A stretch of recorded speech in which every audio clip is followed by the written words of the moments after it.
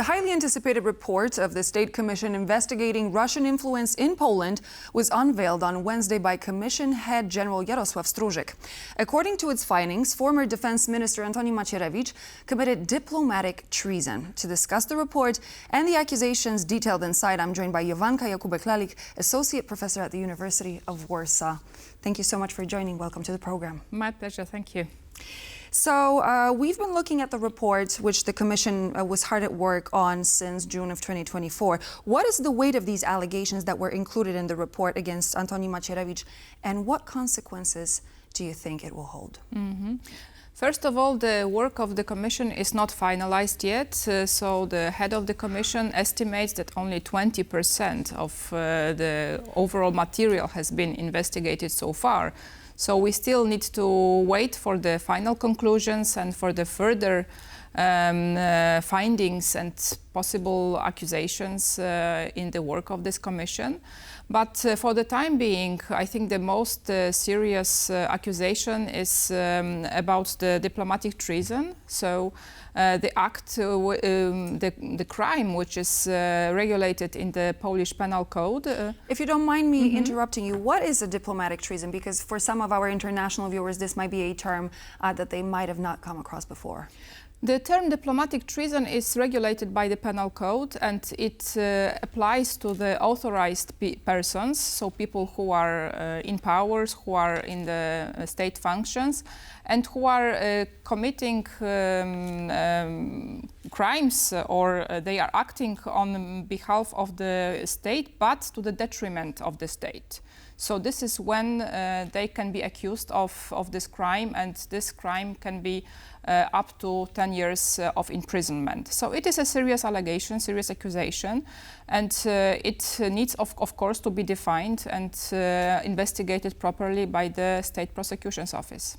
If charged, what are the consequences if charged with diplomatic treason? Well, of course, if charged, the prosecutor's office needs to fully investigate any accusations, and then if the accusations should be confirmed, this case goes to the court, and then the court needs to decide whether this crime was committed or not, and then the consequence can be up to 10 years of imprisonment. Yes. So the report is quite extensive, and as we've been reporting on it before, we've been pointing out certain points of the document. What are some of the most important ones? What are the biggest takeaways of that report as of now?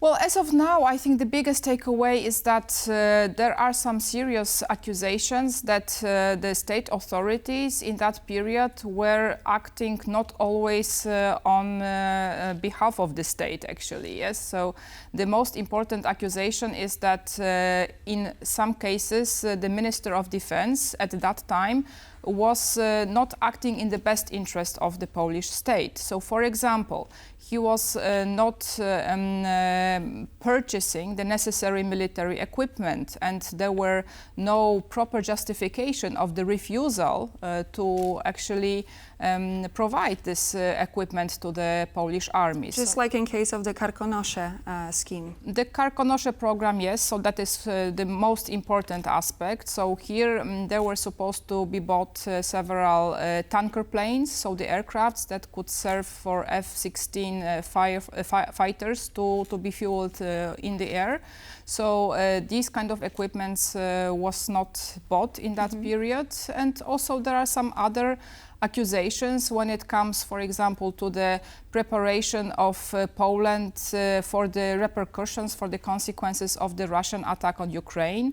So it was known to the secret services several months ahead of the attack. They were warned that this attack might happen, and Polish state was supposed to be properly prepared for the consequences of such an attack. And apparently not all of the preparatory exercises were properly executed in that time. Yes. One name that keeps recurring in that report, and it's been brought not only by us here on TVP World, but different Polish media, is the former Defense Minister Antoni Macierewicz. He was fundamental when it came to shaping of the Smolensk plane crash committee, which later had an effect on the 2015 election results as well. Who is Macierewicz, and why is he such a polarizing figure when it comes to Polish politics? Well, Antoni Macierewicz, as you mentioned, he is the former Minister of Defense, so very important function in the previous government. But before entering politics at the governmental level in the communist times, he was one of the leaders of the opposition against the communist government in 1970s. So he was an important opposition figure at that time.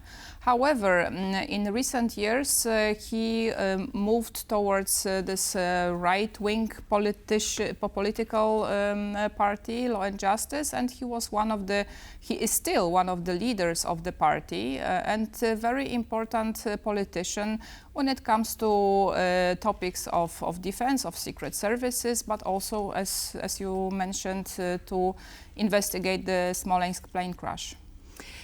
Is there anything that suggests that a former Defense Minister, Antoni Macierewicz, was actually complacent of the things that are being stated in the report? Do we have an actual smoking gun as of now? Okay, so the role of the Commission was, again, not to finalize the procedure. The role of the Commission was to establish what kind of evidence there are that would support this kind of thesis. So they were supposed to establish this evidence, and because the evidence that was established is considered quite strong, now they are supposed to bring this case up to the prosecutor's office, and then the proper investigation with all the procedures should take place. And if the case should be deemed strong enough, it should then appear in the court. Last but not least, one of the findings points in a direction of the Chancellery of the President of Poland, withholding information about Mr. Macierewicz. Polish President Andrzej Duda has criticized him before. This is something that we've seen happen in years past. And as we learned from the head of the National Security Bureau, Jacek Siwiera, he said that the Bureau did not allow the Commission, of whose report we're talking about, to access the documents because there were no legal basis. Do you think that there is a chance that the Chancellery, the Presidential Chancellery, actually knew something that they did not want to disclose? Well, I have no knowledge about that. What I can say is that all the state authorities should cooperate in this kind of cases. And of course, should the Commission expect some evidence be brought from the President's Chancellery, they should receive it. So this is the, let's say, fundamental basis of cooperation between state authorities. So as of now, what happens next? Well, I think that the Commission will continue their work. As the head of the Commission explained, they only started the work 4.5 months ago, and still there is plenty of work ahead of them. So I think that we can expect further evidence or further explanations that will be made by this Commission, and we will see what will happen next. For sure, this kind of Commission is not going to disclose all the information because the majority of the information that they are working on are classified. So they will not be able to explain everything openly to the public. However, it is very important to have this kind of procedure, investigation within the government body, which is the Chancellery of Prime Minister, to be able to actually see to what extent there are some potential dangers or dangers in the past that need to be investigated. And I suppose based on legal repercussions, we're going to learn more about the findings in the report as well. And we here on TVP World will be here to report. Thank you so much, Jowanka Jakubek-Lalik, Associate Professor at the University of Warsaw. Thank you for joining. And so this would be all the latest news for now, ladies and gentlemen. Thank you so much for joining in. Please remember to stay tuned here on TVP World as we will be bringing you more news and features.